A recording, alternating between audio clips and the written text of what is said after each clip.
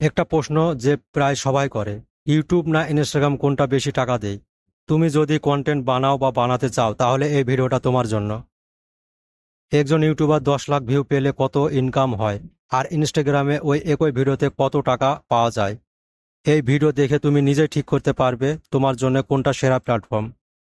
ইউটিউবে ইনকাম আসে 4 জায়গা থেকে: 1 AdSense, 2 sponsorship, 4 affiliate marketing, 4 channel membership. Bangladesh বা ভারতের মতো দেশে 10 লাখ ভিউ মানে প্রায় 20 থেকে 80 হাজার পর্যন্ত ইনকাম। কিন্তু ভিডিওর কন্টেন্ট টাইপ, সিপিএম আর ভিউয়ারের লোকেশনের উপর ডিপেন্ড করে।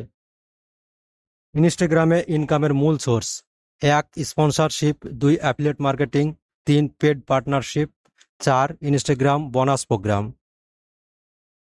এখানে 10 লাখ ভিউ মানে সরাসরি টাকা নয়, যদি ব্র্যান্ড স্পন্সর করে তবে 10,000 ফলোয়ারেরও 5 থেকে 15 হাজার টাকা আয় সম্ভব, কিন্তু অ্যাডসেন্সের মতো কোনো ফিক্সড পেমেন্ট নেই।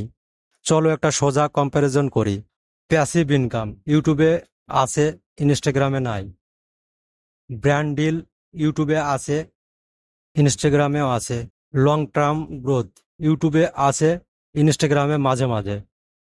ভিউ মানে টাকা, ইউটিউবে সরাসরি, ইনস্টাগ্রাম ইনডাইরেক্ট। কন্ট্রোল ইউটিউব বেশি, ইনস্টাগ্রাম কম। তো তুমি যদি লং টার্ম ইনকাম আর ব্র্যান্ডিং চাও, ইউটিউব হলো সেরা। আর যদি ফাস্ট গ্রো করতে চাও, ফলোয়ার দিয়ে ইনস্টাগ্রাম শুরু করো। তুমি কোন প্ল্যাটফর্মে কন্টেন্ট বানাও, ইউটিউব না ইনস্টাগ্রামে? কমেন্টে জানাও।